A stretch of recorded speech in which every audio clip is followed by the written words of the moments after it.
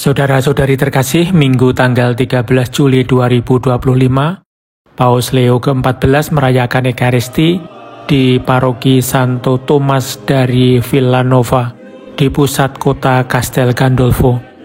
Pastor Paroki Romo Tadius Rosmus mengungkapkan bahwa umat biarawan-biarawati dan para relawan telah mempersiapkan baik secara fisik maupun rohani untuk menyambut kunjungan Paus.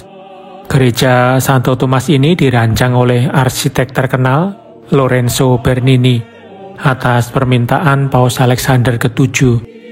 Sebelumnya gereja ini berada dalam reksa pastoral para imam Agustinian, lalu diserahkan kepada para Salesian pada tanggal 7 Agustus 1926.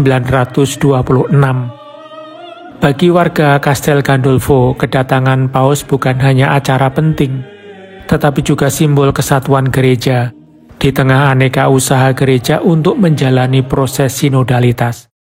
Berikut ini saya bagikan khotbah Paus dalam Ekaristi di gereja tersebut.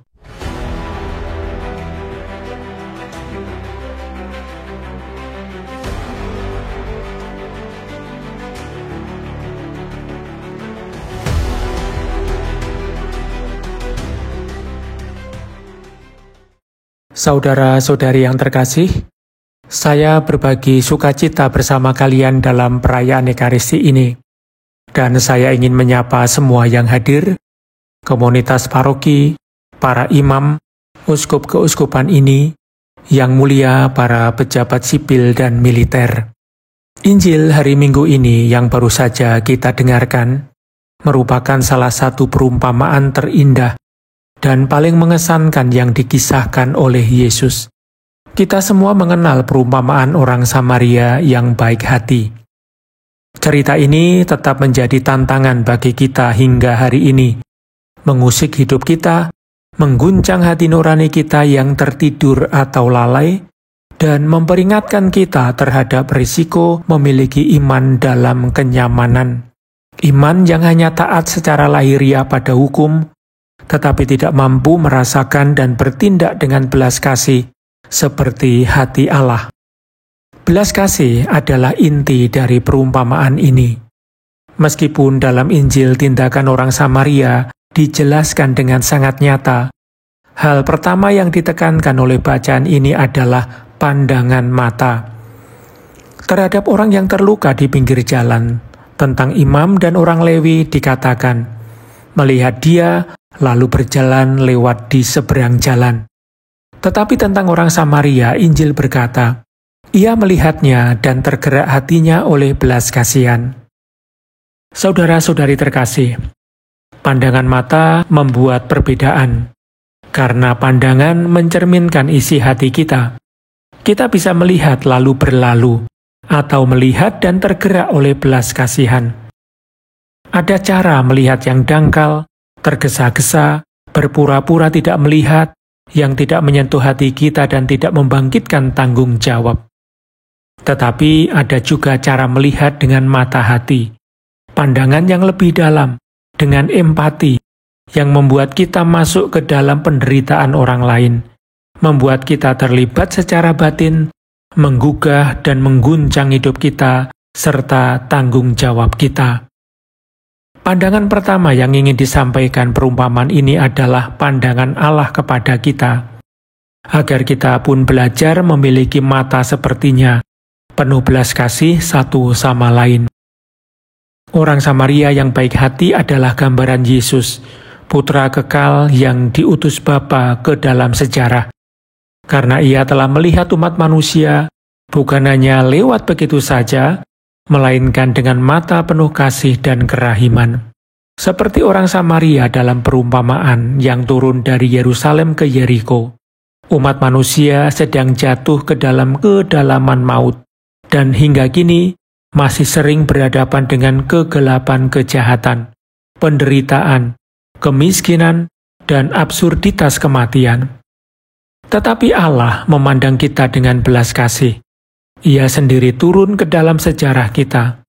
Dalam Yesus, orang Samaria yang baik hati, ia datang menyembuhkan luka kita, menuangkan minyak kasih dan belas kasihnya ke atas kita. Paus Fransiskus sering mengingatkan kita bahwa Allah adalah belas kasih, dan ia menyatakan bahwa Yesus adalah belas kasih Bapa bagi kita. Ia adalah orang Samaria yang baik hati, yang datang menyapa kita. Santo Agustinus mengatakan, ia ingin disebut sebagai sesama kita.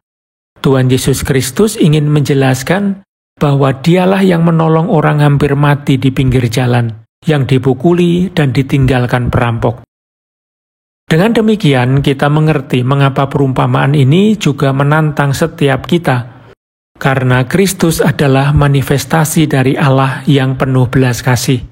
Maka percaya dan mengikutinya sebagai murid berarti membiarkan diri kita diubah, agar kita pun memiliki perasaan dan hati sepertinya.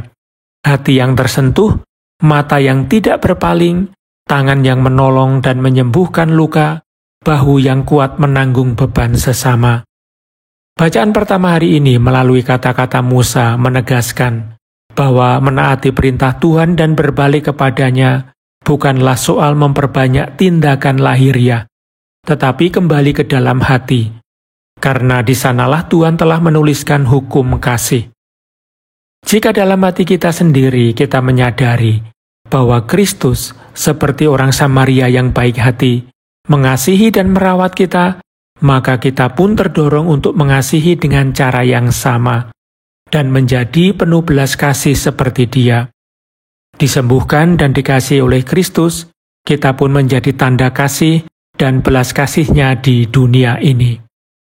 Saudara-saudari, hari ini dunia membutuhkan revolusi cinta ini. Jalan dari Yerusalem ke Yeriko, kota yang terletak di bawah permukaan laut, kini adalah jalan hidup banyak orang yang tenggelam dalam kejahatan, penderitaan, dan kemiskinan.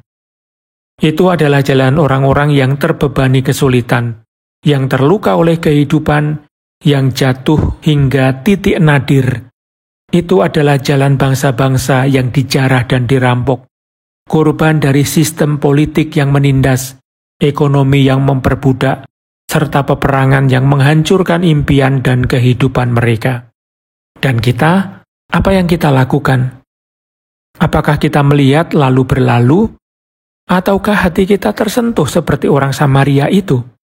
Seringkali kita merasa cukup dengan melakukan kewajiban, atau kita hanya menganggap sesama sebagai orang satu kelompok dengan kita, satu pandangan, satu bangsa, atau satu agama. Namun Yesus membalik perspektif ini. Ia menghadirkan seorang Samaria, orang asing, bahkan dianggap sesat, yang justru menjadi sesama dari orang yang terluka. Dan Yesus meminta kita untuk berbuat yang sama.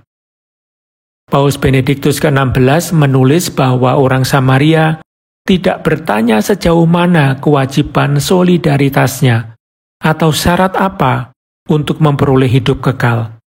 Yang terjadi adalah sesuatu yang lain, hatinya hancur. Jika pertanyaannya adalah, apakah orang Samaria itu juga sesamaku? Maka jawabannya bisa saja tidak. Tetapi Yesus membalik pertanyaannya. Orang Samarialah yang menjadi sesama dan mengajarkan bahwa kita pun dari kedalaman hati harus belajar menjadi sesama. Aku harus menjadi orang yang mengasihi, orang yang hatinya terbuka dan tergugah oleh kebutuhan orang lain. Melihat tanpa berlalu, menghentikan kesibukan kita, membiarkan hidup orang lain siapapun dia dengan luka dan kebutuhannya menggetarkan hati kita. Inilah yang membuat kita menjadi sesama satu sama lain, membangun persaudaraan sejati, meruntuhkan tembok dan batasan, dan akhirnya kasih pun mendapat tempat menjadi lebih kuat daripada kejahatan dan kematian. Saudara-saudari terkasih, marilah kita memandang Kristus, orang Samaria yang baik hati. Dan hari ini kita dengarkan kembali suaranya yang berkata kepada masing-masing dari kita, pergilah dan lakukanlah demikian juga.